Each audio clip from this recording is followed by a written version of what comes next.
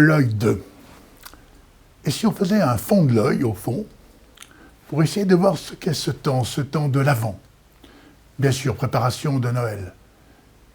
Mais ce temps de préparation, c'est aussi une invitation un peu à voir ce qui nous manque, comme des parents, lorsqu'ils attendent un enfant, on dit mais qu'est-ce qui va manquer en fait à ce moment de naissance? Et à partir de cette approche du manque, et finalement alors on s'ouvre vers des perspectives, vers de nouveaux possibles. Eh bien, c'est peut-être cela aussi un peu ce temps de l'Avent, j'allais dire ce temps de résistance. Et nous avons d'ailleurs entendu le premier évangile qui était sur ce jour de l'Avent. Allez, réveillez-vous, levez-vous, levez la tête. Et lorsqu'on lève la tête, alors on voit plus loin. On voit aussi précisément aussi ce qui nous manque et ce qui manque aux autres.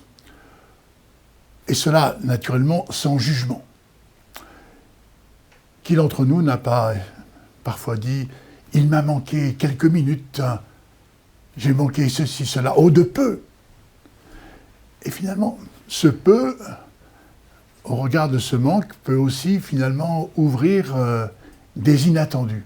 Parfois même, paradoxalement, des inespérés. Tenez, Claudel, Noël 1886, il a 18 ans.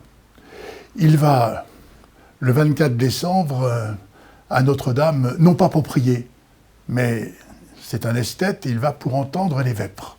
Il se met d'ailleurs derrière simplement un pilier. Et là, alors il va dire, mais finalement, alors que tout me manquait au fond, ce qui était le sens de la vie, je découvre cette innocence déchirante de Dieu, cette fulgurance de l'amour. Et sa vie en sera totalement transformée à partir de cette approche du manque.